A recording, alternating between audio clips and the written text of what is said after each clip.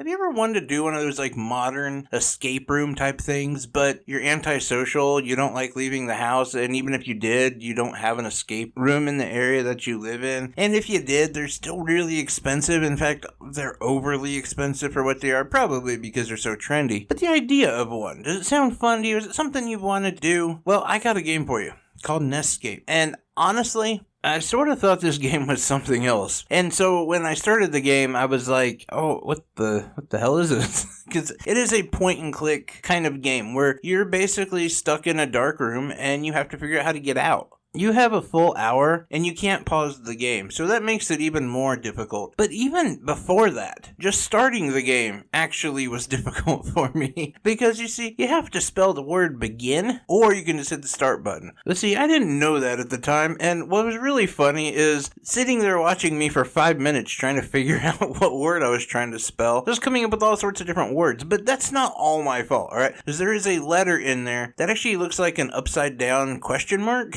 And so I was like, well, I don't know, this is obviously not part of the word, but it actually is. It is actually part of the begin. I think it's a G or something. But the fact that me just handing it to my wife and going, it's broken, make it work, I don't know what I'm doing, is really a funny image, honestly. Because if there's one thing that you can definitely say has not been something that's been attributed to me, and that is thinking.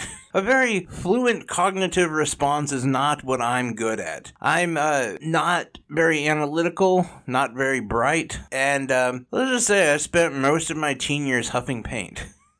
I'm kidding, I didn't. But no, like, this game really does challenge your ability to think, and in so many different ways, which I think, like, a lot of the puzzles are incredibly unique and challenging. Challenging to a point where, honestly, like, yes, I did beat it, and I got through it, say, like, 30 minutes. That had nothing to do with the fact that they gave me a walkthrough, though, and had nothing to do with the fact that I followed it to the T. Because I wouldn't have been able to beat it. Like, if you're very puzzle-oriented, if you are a very clever individual, then I think you're going to enjoy this game. Now, if you're a person who is just really into like roguelike and action type games, you're going to hate this game. And that's the kind of duality of this sort of thing. When you look at it at its base, it's essentially a puzzle roguelike, because there's a good chance you're not going to be able to figure it out your first run through, maybe your second run through. But the puzzles stay the same, so every time you run out of time, you can just go back and go further in and figure out more and more to it, which for a lot of people, that's going to sound really cool. And the fact that you have that timer right in that right-hand corner, kind of just reminding you, like, hey, hurry up there, stupid. Well, at least that's what it did to me, and, well, that's what my wife was telling me. But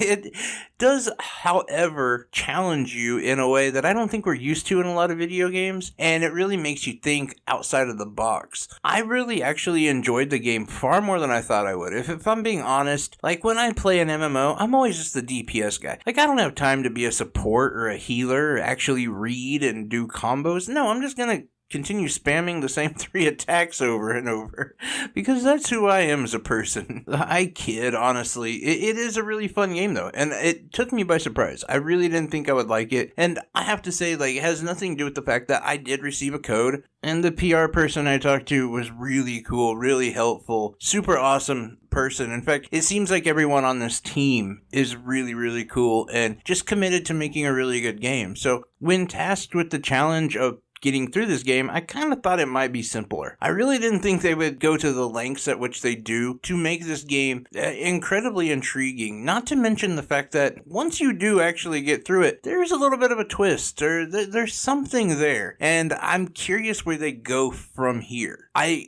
think there's definitely options and there's ways to go. They could keep going on the same path, or we could see something a bit more, say, modern horror. I don't want to get too far into it because it's not just like right there. It's camouflaged very well, but there does seem to be something else to this game other than you're just having fun at an escape room. And I think that could be something that would be really cool moving forward. But again, I don't know what their plans are, anything of that nature, but I can say for this game, it's definitely going to be worth your money because I don't think you're going to get it the first 4 times. I think it's going to take quite a few deaths and, running out of time, I should say, before you're able to figure out each and every puzzle, solve it, and finally open up that door. It was a fun journey, and I enjoyed my time with it. But let me know what you guys think about it, what your thoughts are on these type of puzzler games, and if it's something you're interested in. Either way, I appreciate each and all comments down below because